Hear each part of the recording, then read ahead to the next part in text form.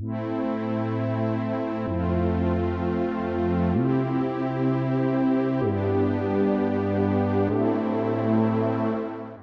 话说，国有国法，家有家规，无以规矩不成方圆。你能想象到，就连纵横海上的海军舰队都有规矩礼法吗？众所周知，在海上如果两支舰队友好相遇时，被指挥舰应向指挥舰敬礼，舰级低的应向舰级高的敬礼，同级舰应主动互相敬礼。这时很多人就会脑补，在舰队中地位最高、吨位最大、最受崇敬的肯定就是航空母舰了。其实不然，有一艘吨位小、吃水浅、航速也比较缓慢的舰艇，不仅航母要向它敬礼，就连海面上任何军舰，只要是见到它，都得敬礼鸣笛。而且这还是国际海军不成文的规定。那么在海上有如此特殊礼遇的军舰，究竟是何方神圣呢？这艘备受礼遇的军舰就是扫雷舰。如果说反坦克导弹是陆地之王坦克的王牌杀手，那么扫雷舰则是海底水雷的绝对终结者。通俗来讲，扫雷舰是专门用来清扫海中水雷的，航母和驱逐舰的安全都要仰仗于它。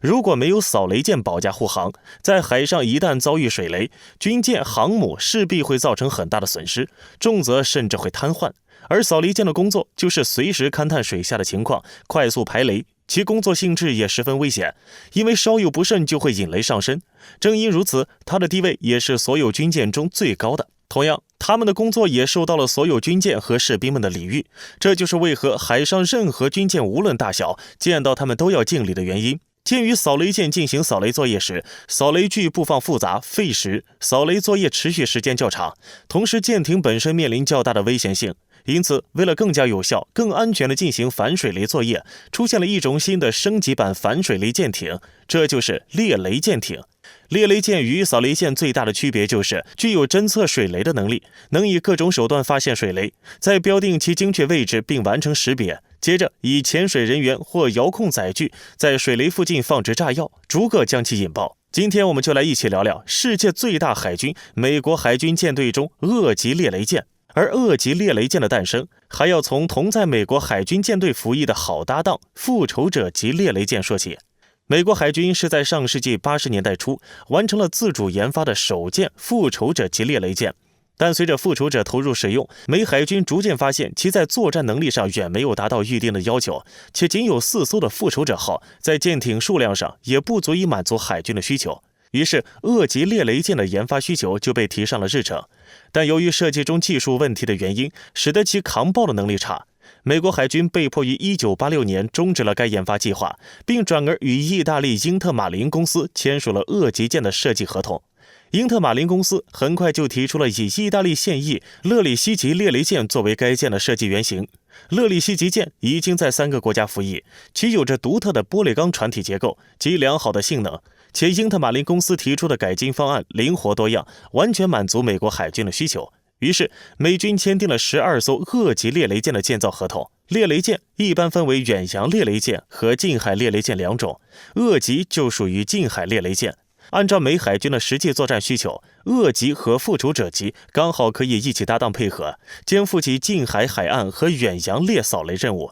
第一艘恶级猎雷舰于1993年1月1日正式进入美国海军服役。该舰舰长57.3米，宽11米，吃水2.9米，满载排水量930吨，而其最大航速仅10节。在维持该航速的情况下，恶级的续航能力只有1500海里，且只能舰载2座12.7毫米的机枪。虽然以上船体数据让恶级看起来其貌不扬，但实际该舰在扫雷及扫雷的主要性能职责上可谓独树一帜。首先，恶级猎雷舰的船体是玻璃钢结构，整体采用硬壳式。这种结构除了异常坚固外，还拥有极强的抗冲击能力，且舰体没有磁性，所以磁性水雷对舰艇本身不产生任何的威胁。其次，该舰的主机安装在玻璃钢支架上，并采取了隔音罩屏蔽，因此极大降低了舰体本身的噪音传递和噪声辐射输出，故恶级舰是对付深水雷的高手。再者，恶级猎雷舰上的反水雷装备为一套 SLQ-48 灭雷具，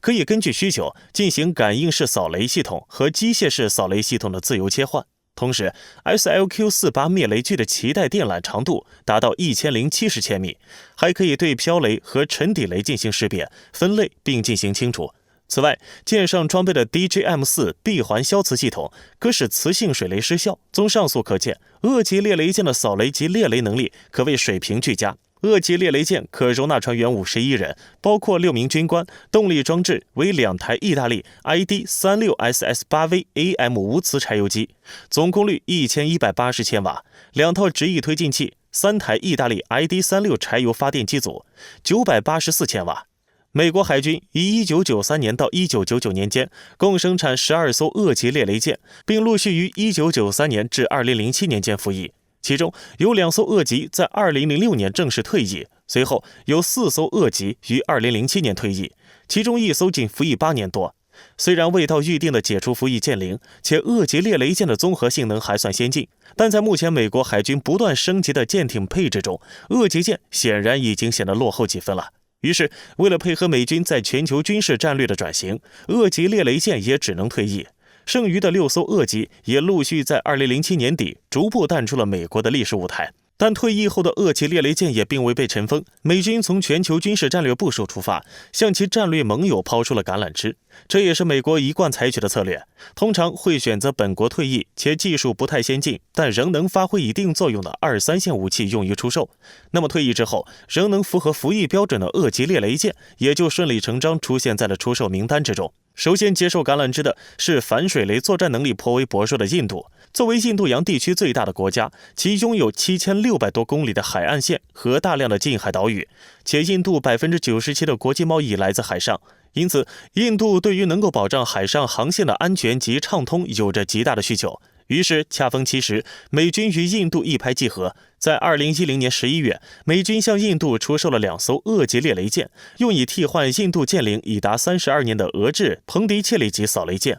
无独有偶，美国对2艘2007年退役的恶级猎雷舰进行了长达3年的翻修，并在此期间还负责对所有舰艇人员进行训练。完成一系列的操作之后，于2012年8月正式将2艘恶级交付给了中国台湾。随后，台湾将2艘舰艇分别更名为永靖级猎雷舰和永安号猎雷舰。在恶级猎雷舰待售期间，美国还不断的积极向友邦进行推销，其中美军向埃及政府推销2艘于2006年退役的恶级，并表示其中1艘会无偿赠与，以替代埃及现役的4艘苏联尤尔卡扫雷舰。此举也成功打动了埃及政府。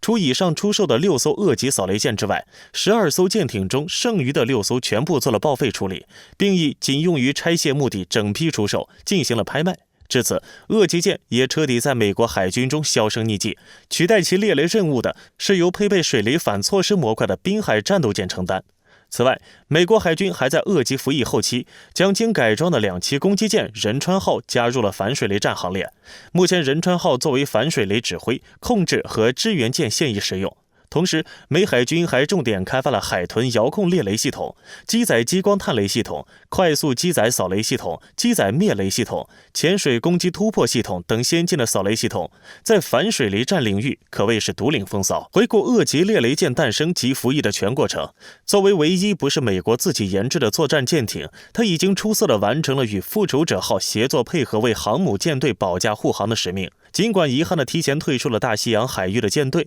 且部分出走他乡，但这远比大多退役后便消失无踪的军事战备来得幸运了。正所谓长风破浪会有时，直挂云帆济沧海。而且其肩负的责任和使命依然会让恶级猎雷舰在其他广阔的海域继续发光发热，也必将会再次赢得海上舰队至高无上的礼遇。本期对恶级猎雷舰的介绍就到这里了，也欢迎您在评论区留言，我们下期再见。